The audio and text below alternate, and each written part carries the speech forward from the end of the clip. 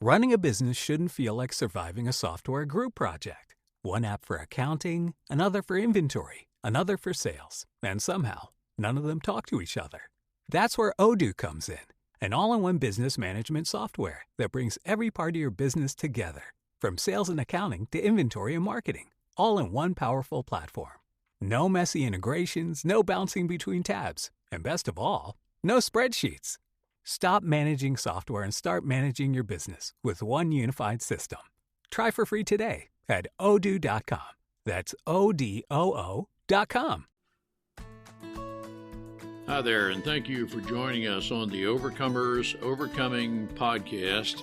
We feature those who are in the process of overcoming or have overcome any type of life encounter, life obstacle that at the time seemed to be almost insurmountable. With this podcast, we have three objectives in mind. Our first objective is we want you to know with a confident resolve you are not alone. We want to work with you. We want you to know there are others who are working with you, who want to help you through whatever you are encountering, and together we will get through whatever you're experiencing. Our second objective is there are multiple options for any life encounter you are facing. We want to help you develop a resolve that there are various options and solutions to any life dilemma. Our third objective is to help you with critical thinking skills. If you're encountering something that was possibly a decision you made sometime in the past, and if you had the opportunity for a life redo, you would make a different decision. We want to help you with those critical thinking skills that can help you make an informed decision and not encounter what you're going through at the moment. We are the Cooper Culture, a veteran-owned business. We work with business personnel and families to develop and sustain connected relationship cultures within their families and organizations. That type organization is one where people feel wanted, appreciated, and genuinely a part of that organization. I'm with my wife and business partner, Marty, who has helped me facilitate this podcast. Today we feature Barb Nangle for a second episode where she discusses boundaries, and it's in the context of safe space for her. It's a matter of transforming her life from what used to be, and she describes her upbringing, her family culture, as one where she was brought up that it's okay to gossip, it's okay to do different things. Over a period of time, she overcame that, and through the 12-step process, as she describes, she has pretty much successfully, but it's a life journey that she's learning how to think positively when in fact much of her life was very negative thinking. It's very insightful insights from Barb. Marty, what are some takeaways our listeners can gain from Barb? Barb was really good today and so informative of how you can let certain negative thoughts, negative things, rabbit trails and like that. She called it the self-containment, and that's what's going on in your brain that you're thinking that's not right. It's all negative, just all negative. And how she worked her way through that, like you said, the 12-step recovery process. It's a great opportunity to learn from her, through her, just how she has overcome most of, but she acknowledges not all of her negativity, and how she's living a much better fruitful life. Let's listen and learn together. Barb, it's great to have you back for another episode. Our listeners are going to be very interested in learning your perspective of boundaries. Mm-hmm. And I think of boundaries as you're not going to go beyond this point to maybe diminish me, demoralize me, make me think less of myself, whatever the term might be. That's my view of boundaries in this context. Barb, our listeners are going to be very interested in knowing how you arrived at the point of being able to, if I could use the term, speak the resolve. Mm-hmm. And I really mean when I say Yeah. you, as if you were speaking, I really mean when I say Mm-hmm. you are not going to allow me to be diminished or anything like that. Barb, it's Yeah. great to have you back with us. Yeah, thank you so much. I really appreciate you both, Ron and Mary, for inviting me back. And I think the way that I think about it, what you're talking about is a subset of boundaries. Those are probably the most difficult boundaries, but the vast majority of boundaries are not things where you're having a conversation with someone where you're not going to treat me that way. There's so much more that comes before that. I know that for me personally, I found that the boundaries that I call boundaries of self-containment had the biggest impact on me. So these are things I either need to contain or stop doing entirely. And they had the biggest impact on me because they're not anything anyone else can do. So some of those, all of those boundaries of self-containment are internal boundaries that only I can do something about, but some of them only affect me personally, and other people might even not even know they're going on, and some of them affect other people externally. So if you don't mind, I'd like to start with that and then get into addressing your question. Is that No, okay? oh, that is certainly fine. Yeah. Because what I'm interpreting you're saying, and it certainly always correct me if I'm not interpreting Mhm. correctly.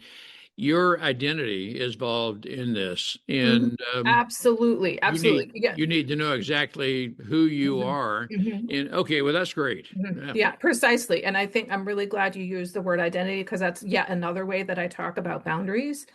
Is I think of it as, and for people who are looking at me visually, you see, I think of my boundaries as me determining the boundaries of Barb. So what I'm doing visually is kind of taking my hands and putting them along the outline of who I am. Where does Barb end and other people begin? What is my real identity? Because I didn't know what was okay and not okay with me. I didn't know what I liked, wanted, needed, and preferred. And I'm pretty sure I spoke about that in the last episode, so I won't go into detail about that. But the process of building boundaries is a process. You don't flip a switch. You start and then you make mistakes and then you learn from them. And it's just like any human change behavior. You know, you start to learn that something is possible. You can't imagine how you're ever going to be able to do it. And then you try it and maybe you succeed and maybe you fail and you stumble and it's one step at a time. And sometimes you take a couple of steps backwards. But these boundaries of self-containment that I just mentioned, they're all internal. In other words, no one else can do anything about them. So one example, and probably the most impactful boundaries of self-containment for me were stopping ruminating and stopping catastrophizing because I didn't even realize until I got into 12-step recovery, which is where I learned to build boundaries, that I had all this negativity going on. I've always thought of myself as a very positive, optimistic person. I always felt like a powerful woman of agency. And I got in recovery and I realized I literally have these conversations in my head where I'm going to say this and then she's going to say that and then I'm going to say this, and like it turned into a catastrophe. Or I would try to think of all the worst case scenarios and what I was going to do about them. And so once I saw that was going on, I needed to contain that and ultimately stop doing that. And here's why, because what I also didn't know is when I'm constantly in my head with all this negativity, my nervous system is on fire. I am basically in fight or flight mode. And the way the human brain is, if you're in fight or flight mode, either your frontal lobe, your prefrontal cortex, where higher order thinking is done, basically gets shut down because the energy normally used for thinking needs to be used for fighting or fleeing. But the reality is your life isn't under threat, but your body and your nervous system are acting as if they are, and you can't think clearly. You're never going to make decisions like that. So I was in fight or flight mode all the time, and I was reacting to the world around me rather than acting on the world around me. And another thing about being triggered like that in fight or flight mode, not only are you reactive rather than proactive, but it's very difficult to detect nuance. So when you're like that, it's usually you see black and white thinking. I'm either a success or I'm a failure. Someone is either a blessing or a curse. There's no in between. We can't see gray when we're like that. So, learning to contain all this ruminating and catastrophizing and blaming and complaining negativity that I was doing had an impact on me, my body, and my nervous system. But of course, it also had a perspective, an impact on my perspective of the world because I wasn't constantly looking for negative things. Well, then there are also boundaries of self-containment that, of course, they affect me. All of them do, but they may also affect other people. And I'm going to use the example of gossip. So I didn't know that me talking negatively behind my boss's back for 19 years was gossip, which is pretty hilarious because it's the definition of gossip. Mhm. But I thought I was commiserating, that I was corroborating my stories with people. Like after 19 years, you don't need to corroborate the story. And what I learned in my process of trying to stop gossiping was that it was really about indirect communication. I grew up in a family where you didn't go to the person that you had a problem. So, Ron, let's just say that I had a problem with you. I wouldn't go to you. I'd go to Mary and be like, Mary, can you believe that Ron, blah, blah, blah. And I wouldn't really talk about the problem. I would talk about Ron. So that's called indirect communication. That specific type of indirect communication is triangulation. So I grew up in a family like that. So of course I gossiped. This came, and it's not like my parents sat me down and were like, we're going to talk about other people. It's just a pattern that they learned. So when I was trying to stop gossiping, I was like, oh my God, this feels really good. I hated admitting it, but trying to stop was really hard. So I started talking to other people in recovery. And I said, why does it feel so good? And one person said, well, you get to feel better about yourself. And I was like, okay, I think there's something to that. And then someone else said, you get to blame people for your problems. And I was like, ding, ding, ding, ding. Like that felt like that was it for me. So when I realized I'm complaining about my boss because essentially she was very unreliable in many regards. When I stopped complaining about her, my resentment against her went down by like, I don't know, 90%. I stopped being upset all the time. I stopped spreading the stories about her and creating this culture of negativity around me. And I started to see where I had some agency. So there were things that she was constantly not doing that I just was basically waiting around for her to start doing for 19 years that I started to see, oh, wait, I could step in here. This is perfectly within my purview, and things changed drastically. So those kind of boundaries, as you can imagine from my stories, are going to have an enormous impact on me. And they don't even involve, well, they do involve other people. The ones that impact the external world, like gossiping, do impact other people, but I don't have to have a conversation with anybody. It's really just what's going on for me. And then, but the process of actually developing those boundaries takes time and effort. And I found that for me, working the 12 steps of recovery with a small group of other women was enormously helpful in this process. I think it was probably a couple years after I had pretty strong boundaries that I realized the importance of the role of these other women because they were really socially supportive of me. So they were saying things to me like, Barb, you don't need to talk to yourself like that, or, you're making progress. Or one of the things when I was building boundaries that affected other people, they were like, keep your hands away from the keyboard. Like, don't send that email or don't respond to that email. And I don't know if I mentioned this last time, but one of the first boundaries that I was very clear, this is me setting a boundary, was my ex-boyfriend had emailed me. And I decided not to respond. I actually needed the women in my step group to say, just because he emails you doesn't mean you need to open it when you see it. Even when you open it and read it, doesn't mean you need to respond right away. No, I'm not a dumb person, but because of my programming, it was a compulsion for me. I Mhm. couldn't stop myself. And so what I ended up telling myself is I don't have the psychic space in this moment to even read this message, never mind respond. And it took me some time after that to realize I could actually block him. What I ultimately said to him via text was, I wish you all the best, but I'm not interested in any kind of a relationship. So I blocked him on my phone, and then it took me a long time to even think of blocking him on email. And then I wasn't really into social media. I had Facebook back then and I almost never used it. But when I would sign in, he would be messaging me. So then I was like, oh, I guess I need to block him here too. And actually, so this is in 2014 when he and I broke up. 2 years ago, he tried to start following me on Instagram. Hmm.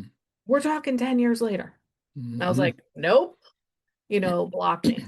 So, that's an example, but he was not a narcissist. He was just someone who just like didn't give up kind of thing. He was in no way a narcissist.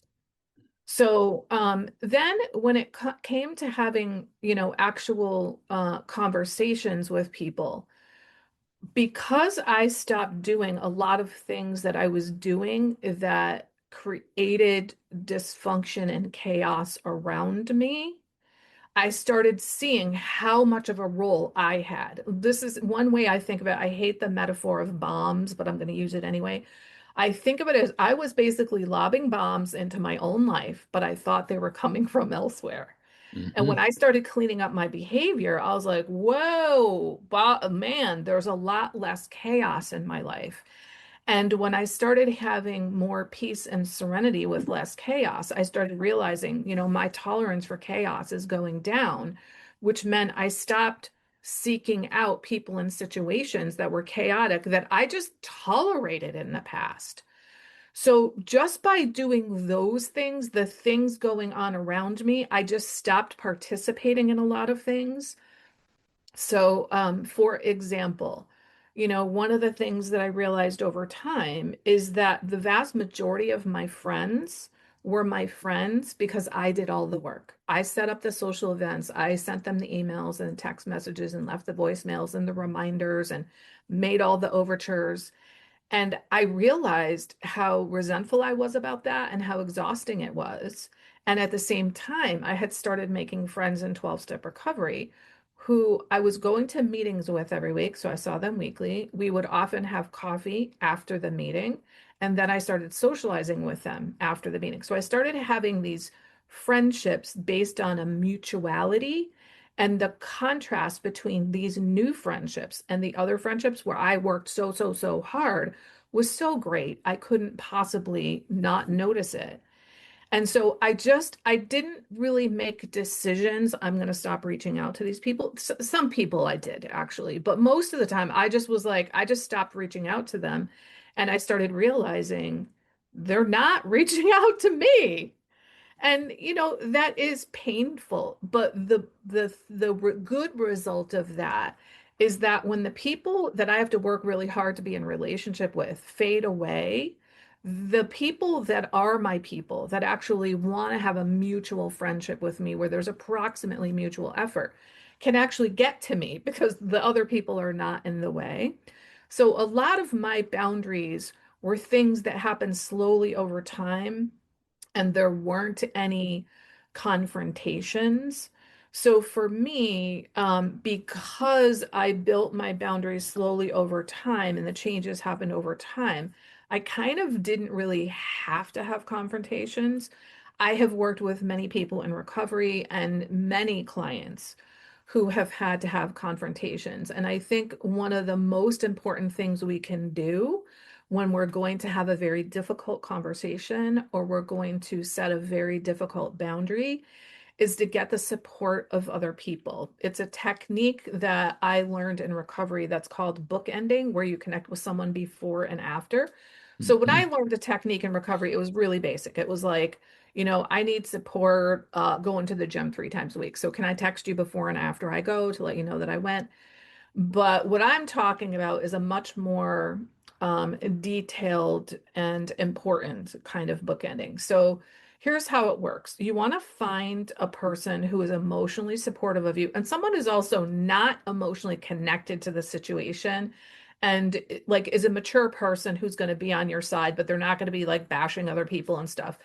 And you have them think through with you what you want to say, when you want to say it, all that stuff. So, for example, you might say, I'm going to go talk to them on Sunday afternoon in person, and here's what I like to say. And so this person, I'm going to call him your boundary partner, this emotionally mature person, Mhm. might say, are you sure you want to say that? Are you sure you need to do this in person? Maybe you could do it on the phone, or maybe you could do it on Zoom or something like that. Now, these are your boundaries and you Mhm. get to make the final decision, but it's not a bad idea to get the feedback of someone else. And so you're connecting with them, you're bouncing ideas off of them. And then here's where the actual bookending comes in. The day that you're going to have the conversation, you talk with your boundary partner, probably on the phone, and a few things are going to happen. One, you're going to have them help you. It'll probably just happen naturally. They'll help you process your difficult emotions. And so that you can actually know that somebody knows where I am, they know what I'm doing, and they know what I'm going through. I'm not alone here. Because most of us, the thing that stops us from either setting boundaries or following through them is feelings. We have these big feelings and we're afraid of our feelings. Many of us grew up not knowing how to manage our feelings. And so to be an adult and have another adult who's supporting us with our feelings can be game changing for us. The other thing they'll do on top of processing your difficult feelings with you is say affirming things like you're doing the right thing, you deserve to set this boundary, you're not a bad person, I'm here with you, you're not alone. Then that's the first and bookend.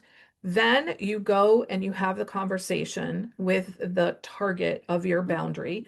And because you've processed all these feelings and you know you're going to connect with your boundary partner afterwards, the chances of you launching all of those negative emotions at the target of your boundary have gone way, way, way down. And you also know, like in your being, there's somebody out there who knows what I'm doing, they know what I'm going through, and they're on my side and they're going to be there when I get back.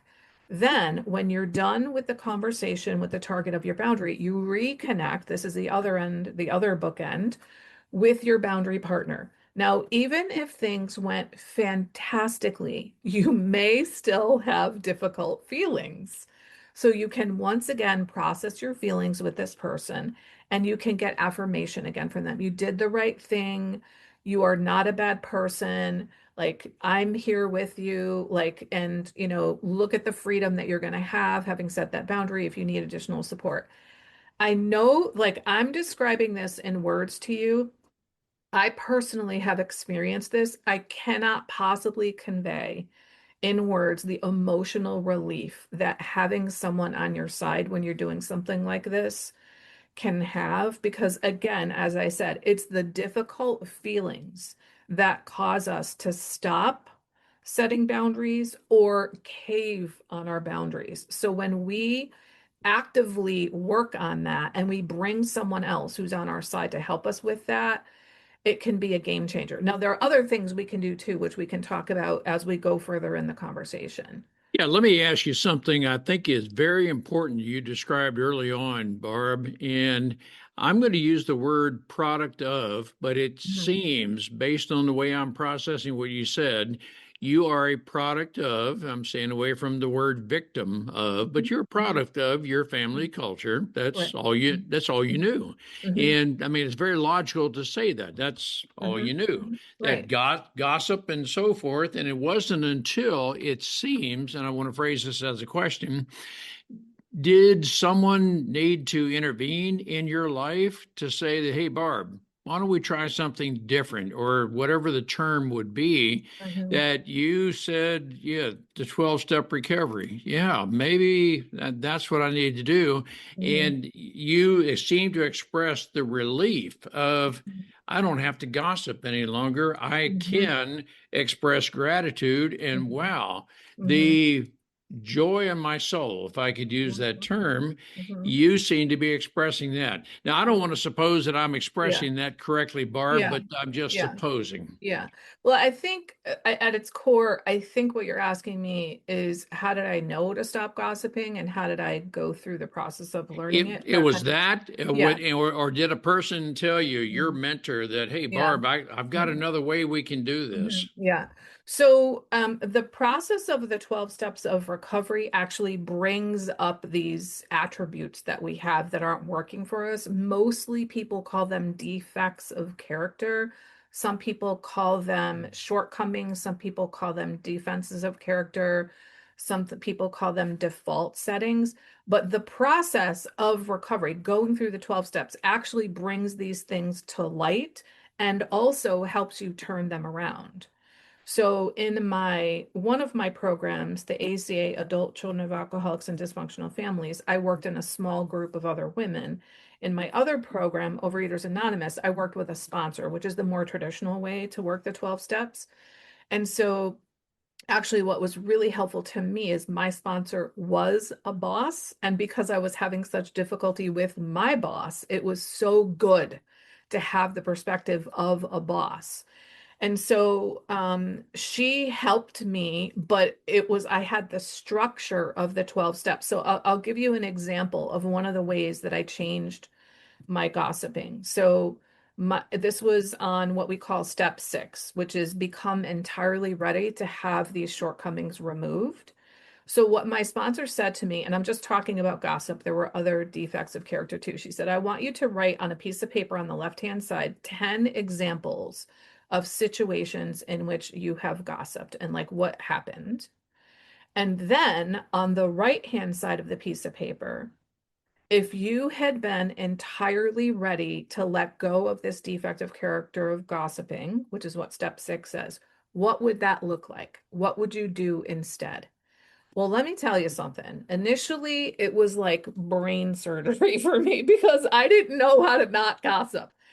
But I'm not dumb. And I thought through, okay, basically, I could go to my boss and say something like, you know what, this isn't really working. Can we find another way? For example. So, in other words, instead of the indirect communication of talking about someone behind their back, you have direct communication with them or someone else. So at that level, going through that process of coming up with 10 scenarios and then 10 ways in which like a person who doesn't gossip would handle those situations, what my sponsor said to me is you have just demonstrated to your higher power, because that's part of the 12 steps of recovery, that you are willing to become entirely ready. Like the fact that you went through the work of identifying what would it actually look like. And then I basically had a playbook. Here's 10 scenarios. If anything like this comes up, you already wrote down what you're going to do. So I knew what to do. So that is an example of what can happen in the 12 steps of recovery and how the support of another person, can be helpful in that. So did that answer your question, Ron? Yes. Now, I want to ask you, and again, I'm processing what you're saying, is you learned, and it may have been a part of your work culture that helped you with this, but you learned that it is appropriate to confront someone about whatever the topic is. Am I processing what you're saying correctly? I want to take a very brief moment to tell you about myself, the Cooper Culture, a certified veteran-owned small business. I am a retired lieutenant colonel serving the Air Force for 22 years as an F-4 pilot, commander. I have 300 combat missions. I specialize in executive leadership training, team building, and workplace culture, where we help businesses to develop a culture of loyalty, trust, and by developing personality traits and personal strengths, we can help identify those traits that support the company's objectives. We do this through half-day and all-day training shops. I'm also a public speaker where I welcome the opportunity to speak with your group to help you develop your team to the point where people are loyal and they know exactly how they fit in the organization and contribute to your strategic objectives. Through that, you will have a very profitable company and a psychologically safe space where people know they can freely discuss everything about the company themselves, and we are always working together to progress. Contact me at ron@thecooperculture.com. Our website is thecooperculture.com. Look forward to the opportunity to speak with your group, work with your group, to take your group to the next level to where we soar together. Let's work together. So I'm not going to use the word confront. I wouldn't Okay. use that. I would say directly communicate. I hear from people all the time, I don't like confrontation. I don't like confrontation either. There's a difference between stating something or asking a question than confronting someone. So if I go to my boss and I say, the way that we've been doing this isn't working and it hasn't for a long time. Can we talk about a new way? Does that sound like a confrontation? No. Some people might feel like it is because they've never had a conversation like that. And this is where, like, if that feels like a difficult conversation with you, then bookend it with somebody, right? Before and after. Think through what you're going to say. I think of it as like have some phrases in your back pocket. That way you don't have to think if you get all nervous and stuff like that, you have some things memorized. But if you check in with someone before and after, it's not going to be anywhere near as difficult. So I wouldn't use the word confrontation. It like I just never got to the point where I needed to have confrontations because I was changing my behavior. And when we change our own behavior, we change the dynamics of all of the interactions we have with everyone around us. So things happen slowly for me. And that's what happens when you build boundaries. You start to basically shore up this sense of internal safety, and you start to like I started with setting boundaries with myself first because it's the easiest thing to do. No one else is involved. I still had some feelings, but if I'm going to set boundaries and have feelings come up, I might as well do it in such a way that no one else is involved so that I can process my own feelings. Then I started setting boundaries with people who were relatively easygoing people, the kind of people like, oh, okay, thanks for telling me. And then when I got better at setting boundaries with myself and better at setting boundaries with easygoing people, then I started going to the people who would be more difficult.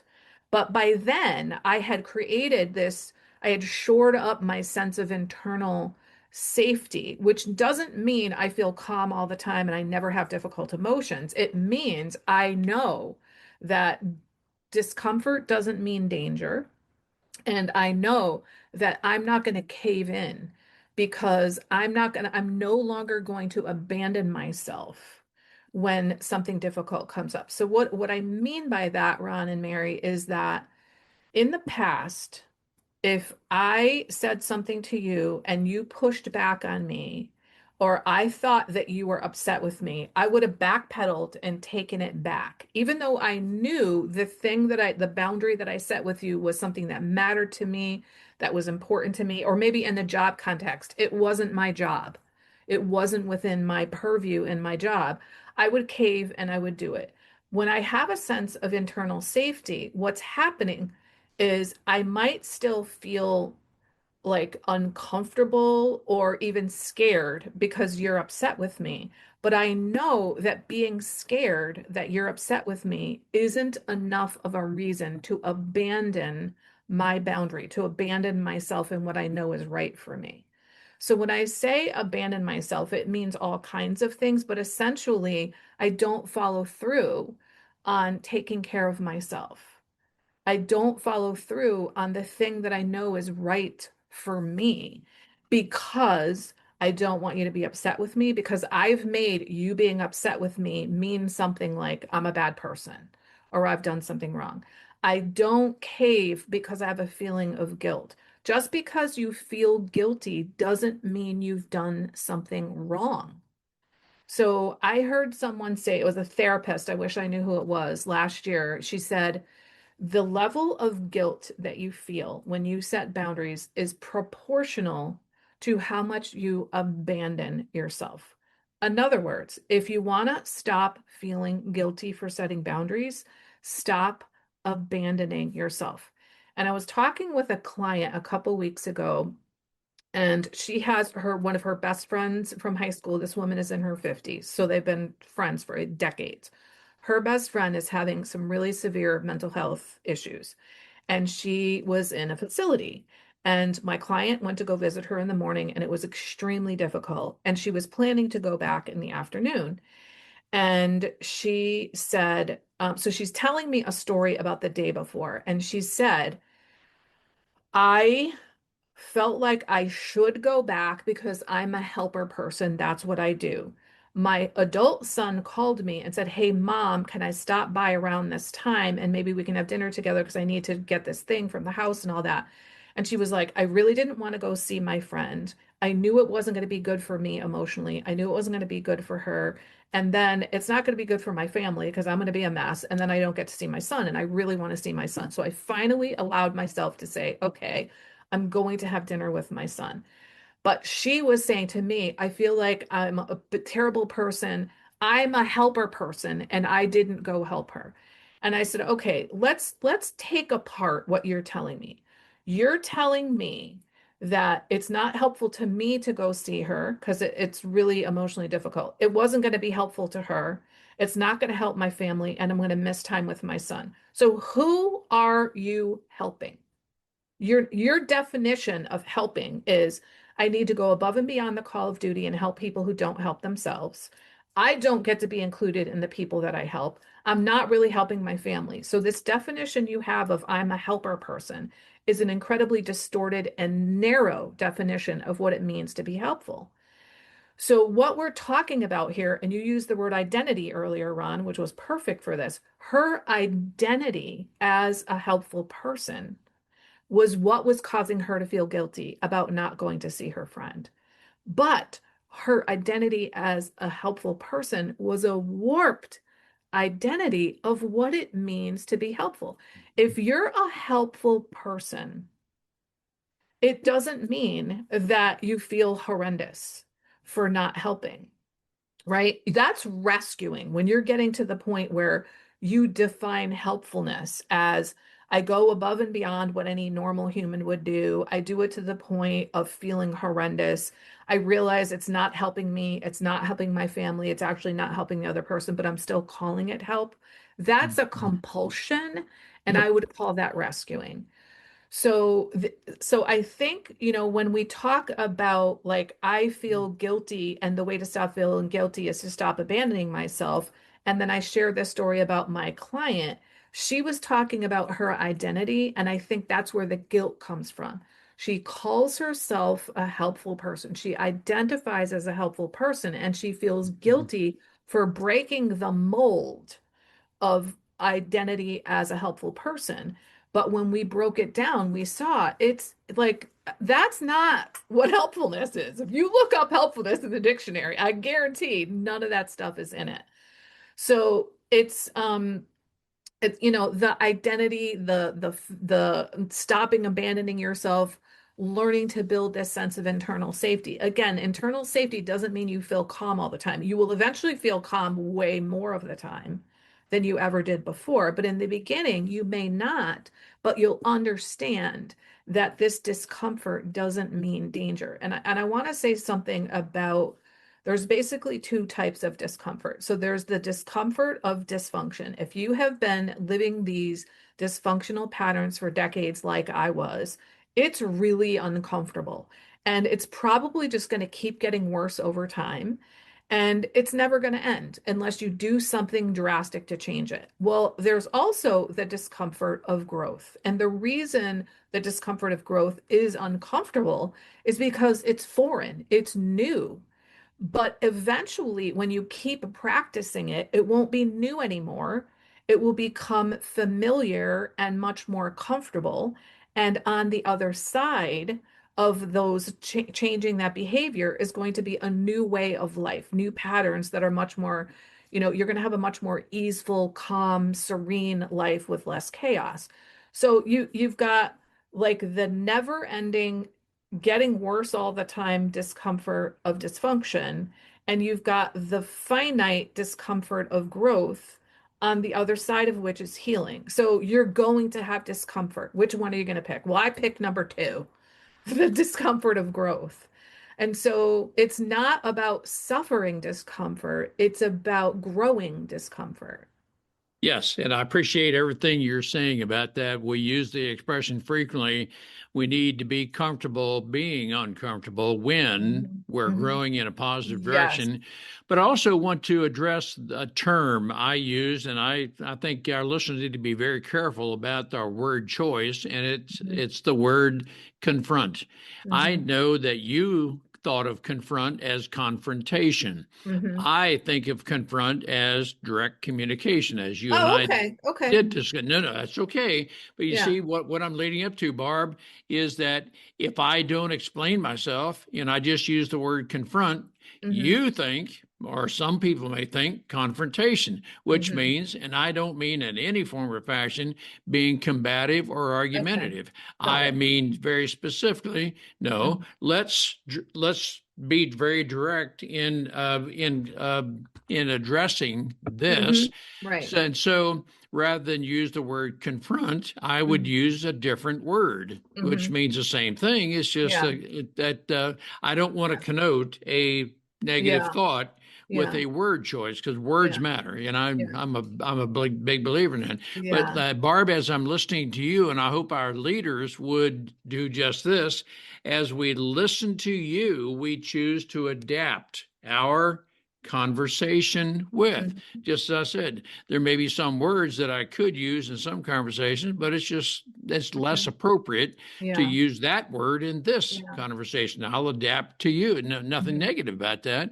But Yeah. at any rate, wow, Barb, that is very, very important that now Mhm. I'm guessing your life now compared to the way things used to be, you can feel a total emotional Yeah. freedom, or you may Yeah. use a different term, Yeah. but it would seem.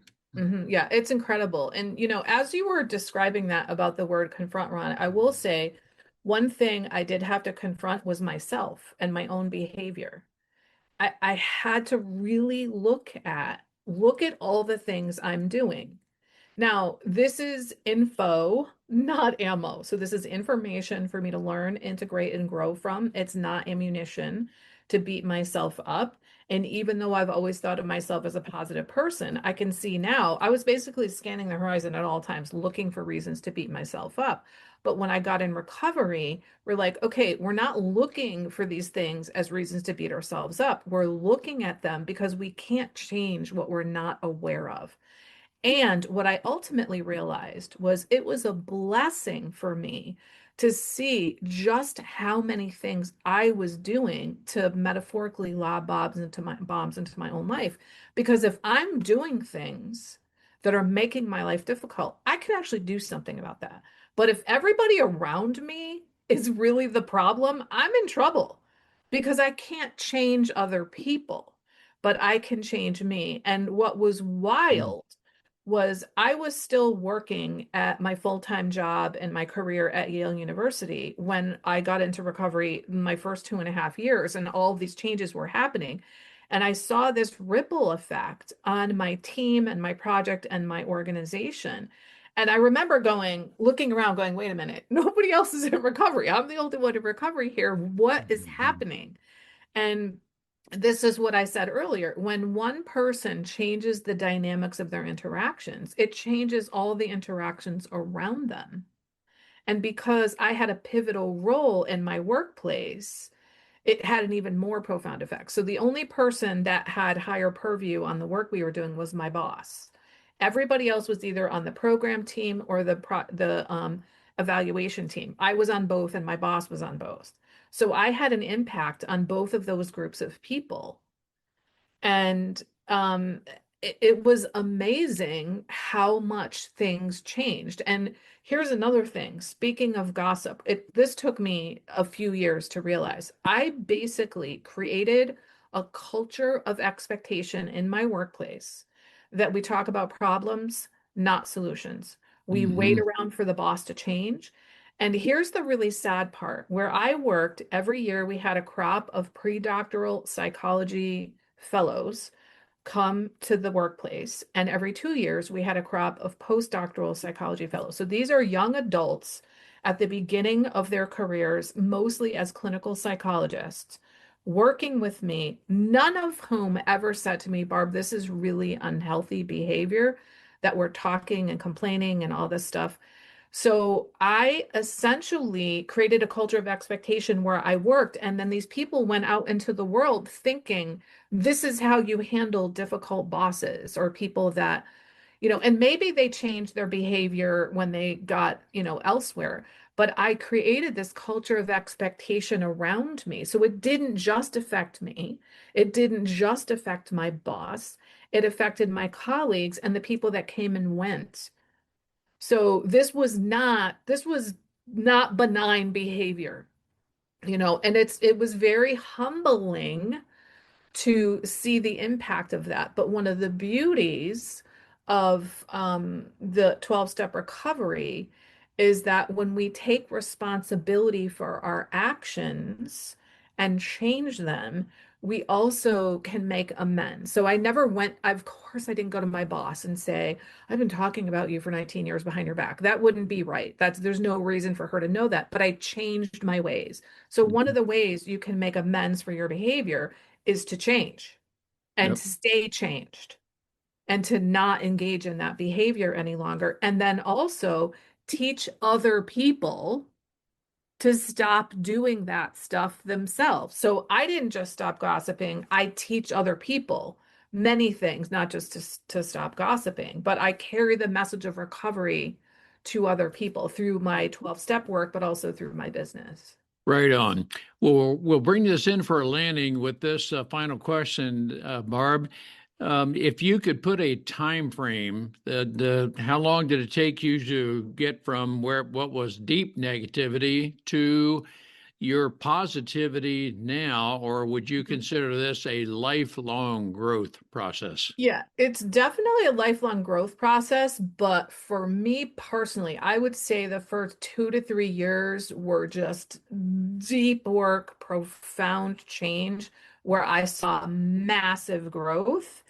I still continue to grow. Like even this year, I've had a lot of impact. I would say I don't think I ruminate about the past anymore. I still occasionally catastrophize about the future. That is probably the most difficult thing for me in the world is to not think negatively.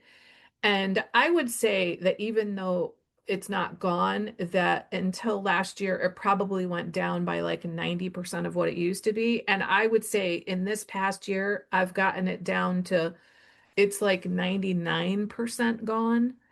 I've just done a lot of work. Some of it is this working on my nervous system because Mhm. sometimes for me, Ron and Mary, it's not even a thought that I have. A feeling comes up in me. There's probably a subconscious thought, but Yep. I don't know what it is that makes my system go aflame. But because I do stuff on a very regular basis to take care of my nervous system, I'm basically creating new neural pathways in my mind and body so that I'm getting my body much more used to being calm. And so it's easier to get back to that than it ever was before. And then I also really built self-trust over time by showing up for myself, following through for myself, having my own back. I didn't trust myself before recovery.